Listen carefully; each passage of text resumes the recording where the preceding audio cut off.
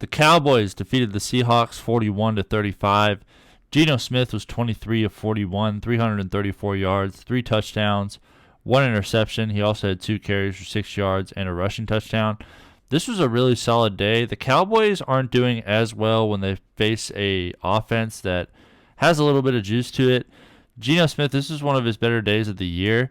I wouldn't bank on this rest of the season, but it is really good to see, especially since all the receivers were getting into it. This is arguably the best receiver trio in all of the NFL. Jaxon, Smith-Njigba, DK Metcalf, Tyler Lockett. So Geno Smith, if he just plays competent quarterback play, then he's going to get a bunch of yards and the potential for touchdowns is going to be there. So I still think Geno is mostly a matchup-dependent play, but still, this is awesome. DK Metcalf went insane. 6 catches, 134 yards, 3 touchdowns on only 8 targets. I think he's somebody you got to play every single week. His upside is just too high. He's too talented. On only 8 targets, too, he's usually the leader in targets on this team, and the fact that he was able to do this tied for second is just unreal. You got to play Metcalf every single week. Jaxon Smith-Njigba, this is where it kind of gets interesting. So JSN, he led the team in targets with 11, had 7 catches, 62 yards. He was the best receiver in the draft this year, in a draft that included Zay Flowers, Puka Nacua, Jordan Addison. I had JSN at number 1, Tank Dell. So JSN has all the talent in the world. I was expecting Tyler Lockett to take more of a backseat this year, but it hasn't really been the case. 5 catches, 47 yards on 8 targets for him. He had the 8 targets like Metcalf, just didn't do much with them. He's going to be, him and JSN are going to be pretty up and down. I think Metcalf has a better floor than these guys because he's usually the leader in targets, but Lockett and JSN both have a decent floor to themselves. Just a really awesome trio for the Seattle Seahawks. Their future is very, very bright. I wonder if they need a new quarterback, but outside of that, they have a lot of really good young pieces here. They're going to be really good for a long time.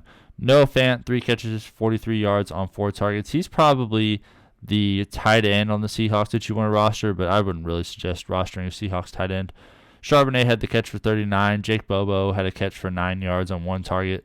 Will Dissly didn't haul in either of his targets, and DJ Dallas did not haul in either of his targets.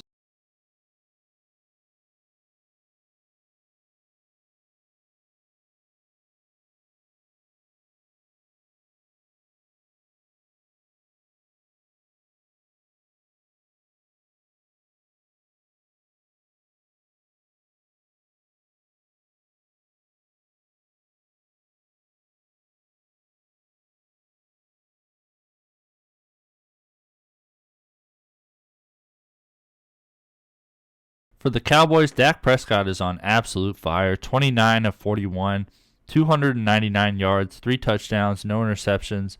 He also had 7 carries for 23 yards. Got to play Dak every single week. He's just on an absolute heater right now. I don't know if, the trade deadline's already passed, so the talk about sell highs and buy lows are over, but I think you just ride this out, keep playing him every week regardless of matchup until he slows down. Tony Pollard, 20 carries, 68 yards, and a rushing touchdown. He also had 3 catches for 15 yards on 4 targets. Great stuff from him. Good to see him coming back. The Seahawks are really easy to run against. Running backs have been having a lot of success against them lately. So I was expecting Tony Pollard to have a better day than this, honestly, from an efficiency standpoint. Only 3.4 yards per carry, but still, we'll take this. 20 carries, a rushing touchdown. Getting involved in the receiving game with the 3 catches, we will absolutely take that. CeeDee Lamb had 2 carries for 30 yards, and Rico Dowdle just the 5 carries for 15 yards. If Tony Pollard goes out, Rico Dowdle is going to be arguably a top 10 back rest of the season, but only if Pollard were to go out. CeeDee Lamb, another guy on an absolute heater. You got to play him no matter what the matchup is. 12 catches, 116 yards, a touchdown on 17 targets. Ridiculous stuff. Play him every single week. That is a total no-brainer at this point. Jake Ferguson had a great day. 6 catches, 77 yards, and a receiving touchdown on 8 targets. Barry Alvarez's grandson, this guy is actually pretty legit. Knocking on the door of top 10 tight end value rest of season. He's pretty much solidly in there, but in a tough matchup, he might be like 11 or 12. But still, this is one of the best tight ends in fantasy.